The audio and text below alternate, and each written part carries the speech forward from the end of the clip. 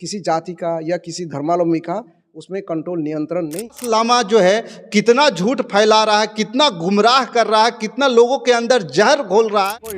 एक सूचना दूं, कल 24 तारीख को इसकी हियरिंग हो रही है। ये हमको शुक्रवार को खबर मिली है सुप्रीम कोर्ट। अलग अलग बयान दे करके बौद्ध लोगों को क्या समझाना चाहता है, ये बहुत बड़ी प्रश्न है। आकाश लामा कितना सच बोल रहा है, कितना झूठ बोल रहा है। सुप्रीम कोर्ट का कहना है कि ये लेजिस्लेटिव मैटर है, it is not a judiciary matter. गलत संदेश दे करके या गलत बयान करके समझाने का प्रयास करता है, ये तो सरासर गलत है। तो नमस्कार, मैं हूं पवन चंचल और आप देखना शुरू कर चुके हैं जनजोश न्यूज़।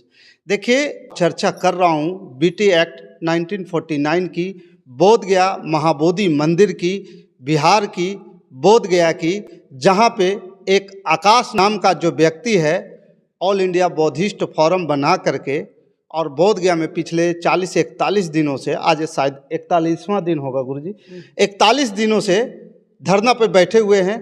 और धरना पे जो बैठे हुए हैं वो विचित्र प्रकार के, अलग अलग प्रकार के बातें निकल के आ रही है। हर बार कुछ नए बातें निकल कर के आ रही है। और दूसरी जो बातें निकल कर के, सबसे पहली बातें तो आकाश लामा के जो पर्सनल जो मैनर है, प्रदर्शन को लेकर के, किसी भी हड़ताल को लेकर के उस पर एकाधिकार जमाने का जो उनके पास तरीका है वो एक लाजवाब है। और जिस वजह से उस धरने में लोग नहीं पहुंच रहे हैं। और दूसरी बात, आकाश लामा के तरफ से जो बातें बोली जा रही है, लोगों को गुमराह किया जा रहा है, अलग अलग प्रकार के बातें बना करके बोला जा रहा है। जैसे एक बार बातें बोला गया कि जो है सुरेश ससाई, भंते सुरेश ससाई द्वारा जो है सुप्रीम कोर्ट में याचिका जो दायर किया गया है, वो याचिका दायर करने की कोई ज़रूरत नहीं थी। दूसरी तरफ वही आकाश लामा किस तरह से गुमराह कर रहा है, इस बात को नोटिस कीजिएगा। वही आकाश लामा ये कह रहा है, बुद्धिस्टों से अपील कर रहा है कि हमने जो है सुप्रीम कोर्ट में जो है याचिका दायर किया है, और उस याचिका की सुनवाई जो है 24 मार्च 2025 को, यानी कि आज के दिन होने वाला था। तो ये तमाम प्रकार के सवाल जो है गूंज रहे हैं। जितने भी बुद्ध के अनुयायी हैं, साधक हैं, उपासक हैं, उन सभी के मन में गूंज रहे हैं कि क्या आकाश लामा जो है कितना झूठ फैला रहा है, कितना गुमराह कर रहा है, कितना लोगों के अंदर जहर घोल रहा है, अलग अलग लोगों से, अलग अलग मंचों से लोगों को गुमराह करके, उसको बलफबाजी दे करके जो बुला रहा है और यहाँ पर उस आंदोलन को एक धार देने की कोशिश कर रहा है, उसमें कितनी सच्चाई है, आज उस जड़ को उखाड़ करके बाहर रख देंगे। आज हमारे साथ बैठे हुए हैं बुद्ध के अनुयायी प्रिय भक्त प्रियपाल जी महाराज हैं, और प्रियपाल जी भंते से आज हम जानने का प्रयास करेंगे कि आकाश लामा जो सबसे पहले सुरेश ससाई की याचिका के ऊपर जो बात किए वो कितना सही है और कितना गलत है, और कितना ही लोगों के बीच में जहर घोल रहा है। गुरु जी, सबसे पहले तो आपका स्वागत है हमारे इस चैनल पे। आकाश लामा जो बात बोल रहे हैं, जो भी मैटर फैला रहे हैं बुद्धिस्टों के बीच में, जो बौद्ध धर्म के अनुयायियों के बीच में, सुरेश ससाई की सबसे पहले उन्होंने, मैं सवाल लूँगा कि सुरेश ससाई जो है, सबसे पहले उन्होंने ये बोला कि सुरेश ससाई को याचिका दायर नहीं करना चाहिए। ये कितना तक सही है और कितना तक गलत बातें बोला है वो? पवन जी, धन्यवाद आपकी मेरा कमेंट लेने के लिए।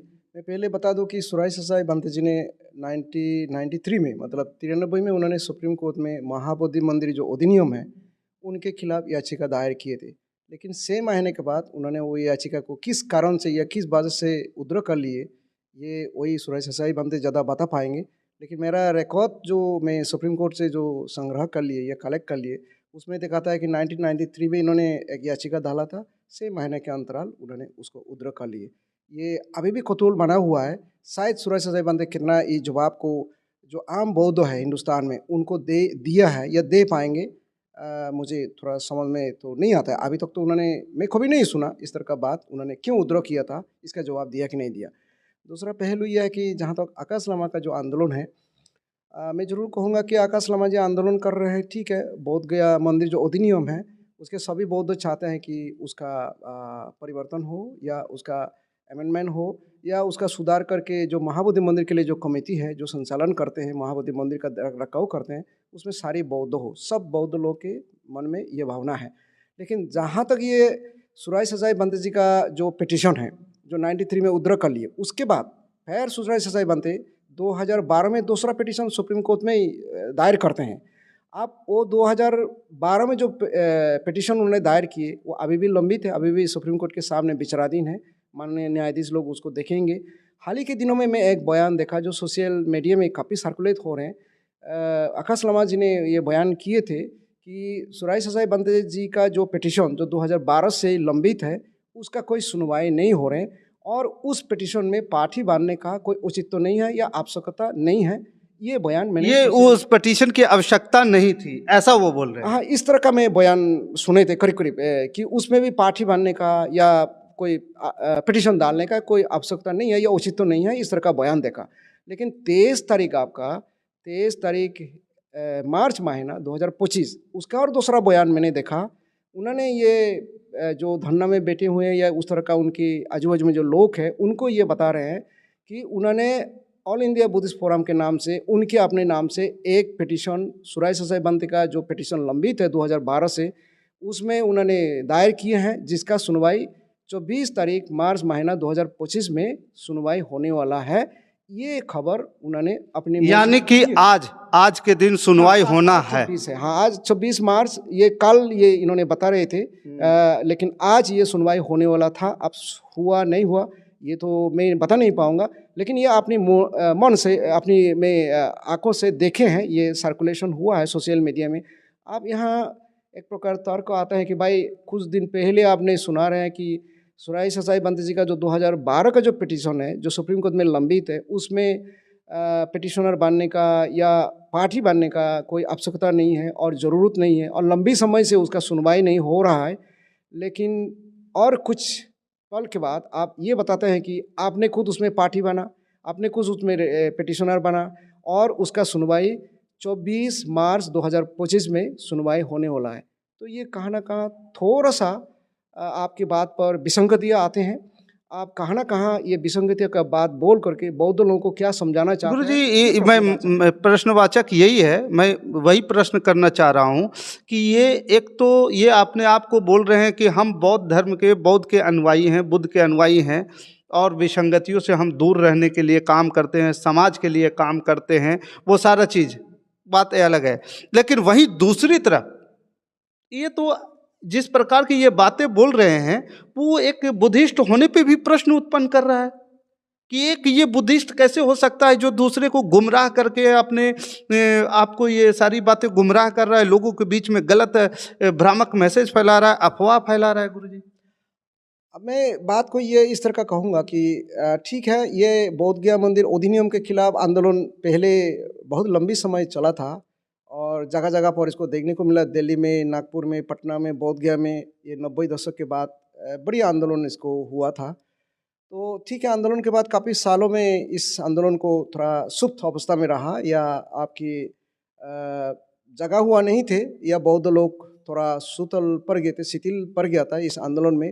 अब हाल ही के दिनों में आकाश लम्हा ने कुछ अपना अनुयायी के साथ बोध गया को बैठे हैं, इसको मांग कर रहे हैं कि इसको पुनर्बदलाव किया जाए, जहाँ पर जिस कमेटी में महाबोधि मंदिर देखभाल करने के लिए कोई अबौद्ध सदस्य वहाँ ना रहे, ये उनकी मांग रख रहे हैं। लेकिन उस मांग के आपको दरमियान उस मांग के दरमियान अगर उन्होंने कहा है कि जो सुप्रीम कोर्ट में सुराय ससाई बनते 2012 से याचिका डाल करके रखे हैं उसमें कोई पार्टी बनने का या पिटिशनर बनने का कोई औचित्य नहीं है, आवश्यकता नहीं है, अगर ये आप सुना रहे हैं, उसके अलावा और ये भी सुना रहे हैं खुद अपनी वहाँ पार्टी बांधते हैं या पिटिशन डालते हैं और 24 मार्च 2025 को उसका सुनवाई का सुखबर आप देने चाहते हैं, तो ये अलग अलग बयान दे करके बौद्ध लोगों को क्या समझाना चाहता है, ये बहुत बड़ी प्रश्नवाचक है। लेकिन उनकी जो आंदोलन है, मैं ज़रूर शुभकामना रखता हूँ, होना चाहिए उसको आंदोलन। गुरुजी, आंदोलन करना, एक मिनट रुकूंगा आपको, आंदोलन करना लोगों का संवैधानिक अधिकार है। आप आंदोलन कीजिए, वो संविधान में सभी को अधिकार दिया है, भारतीय संविधान में। लेकिन आंदोलन के नाम पे किसी को गुमराह करना, उस आंदोलन के लिए अपनी आंदोलन को गलत दिशा में अपनी मनोभावना को सिद्ध करने के लिए, अपनी मन को इच्छा को पूरी करने के लिए आप गलत मैसेज देना, ये कहाँ तक उचित है? ये क्या देना चाहिए? और ख़ास करके ये ऐसे जमात जो बुद्धिजीवी जमात माना जाता है, जिस जमात को कहा जाता है कि मानव कल्याण की भावना को लेकर के वो जमात काम करता है, और वो जमात में गलत मैसेज जाए तो ये जिसकी बुनियाद अगर खराब हो गुरुजी, गलत तरीके से बनाया जाए, तो वो बिल्डिंग कितना देर तक टिकेगा? देखिए, मैं तो कहूँगा कि आंदोलन हो रहे हैं और आंदोलन में जो भाग ले रहे हैं या आंदोलन में अपना एनर्जी लगा रहे हैं, उसमें समय दे रहे हैं, उसमें काफ़ी त्याग का मतलब दे रहे हैं, उसमें बैठना और उस आंदोलन को नाम से अपनी एनर्जी वहाँ लगाना, ये बहुत बड़ी बात है। और लेकिन इसके दरमियान अगर कोई व्यक्ति उस आंदोलनकारियों को अगर गलत संदेश दे करके या गलत बयान करके समझाने का प्रयास करता है, ये तो सरासर गलत है और इसका इस तरह का नहीं होना चाहिए। दूसरी तरफ ये भी है कि जो आंदोलन में लोग आ रहे हैं, एक आंदोलन दिशा होता है, एक आंदोलन का एक मकसद होता है, एक ऑर्गेनाइजेशन उस आंदोलन को नेतृत्व करता है, और उस आंदोलन में जो व्यक्ति आते हैं वो पर्सनल भावना को लेकर के कोई नहीं बोल सकता है, क्योंकि वो ऑर्गेनाइजेशन और संगठन का आंदोलन है, धार्मिक आंदोलन है, तो धर्म से रिलेटेड वैचारिक जो बातें वहाँ होनी चाहिए, वो बातें मानव कल्याण या जो आपका जो संवैधानिक है, आपका जो मांग है, उस प्रकार से होना चाहिए। एक अच्छे समाज में मैसेज जाने की बातें होना चाहिए। लेकिन जो आंदोलन में लोग आते हैं गुरुजी, वहाँ पे भड़काऊ भाषा का इस्तेमाल कर रहे हैं, तरह तरह के बातें बोल रहे हैं, मतलब उसको भगा देंगे, पंडित ब्राह्मणों को भगाओ, पंडितों को भगाओ, हम जो आ रहे हैं तुम भाग जाओ, बोध गया खाली करो, मतलब इस तरह के जो लोग आंदोलन में आकर के, क्या इस पे आकाश लामा का कंट्रोल होना चाहिए या नहीं? देखिए, मैं भाई हमारे जो बौद्ध भिक्षु या हमारे जो बौद्ध धर्मावलंबी जो भी आंदोलन में भाग ले रहे हैं, मैं कहूँगा कि बोध गया जो अधिनियम जो बना हुआ है 1949 से, उसको थोड़ा सा अध्ययन करे भाई, उसको थोड़ा जानकारी ले। उस अधिनियम के सरकार ने उस समय कैसे कैसे फ्रेम करके रखा है, उसमें 4 बौद्ध 4 गैर बौद्ध सदस्यों का प्रावधान है। अब बात यह है कि भाई 4 बौद्ध 4 अबौद्ध को या हिंदू लोगों को जो वहाँ सदस्य बनाया जाता है, वो हिंदू लोग नहीं बनाते हैं। राज्य सरकार पटना में जो भी सत्ता में रहते हैं या जिनका राज्य सरकार चलते हैं, जिस पार्टी सत्तारूढ़ होते हैं, उन्होंने 3 साल के लिए उसको सदस्य बना देते हैं। तो जिस समय सदस्य बना लिया या उस समिति को या उस कमेटी को या महाबोधि मंदिर प्रबंधन कमेटी को जिस समय पुनर्गठन करते हैं, पहले वाला सदस्य को हटा भी सकते हैं या कंटिन्यू करा भी सकते हैं। ये सरासर किसी जात पात का ऊपर नहीं है या ये बिहार सरकार का कंट्रोल में है। सरासर ये कोई किसी जाति का या किसी धर्मावलंबी का उसमें कंट्रोल नियंत्रण नहीं है। सरासर ये सत्ता में जो पार्टी पावर में आते हैं, अपनी मौजूदगी रखते हैं सरकार में, उसी ये गठन कर देते हैं या पुनर्गठन कर देते हैं। उसी का समाप्त करने का काम है, उसी का समिति को पुनर्गठित करने का दायित्व है, कर्तव्य है। अब अगर उसी दरमियान हम अगर किसी संप्रदाय विशेष, किसी धर्म वाले विशेष गाली गलौज करेंगे, ये सरासर गलत है, उचित तो नहीं है।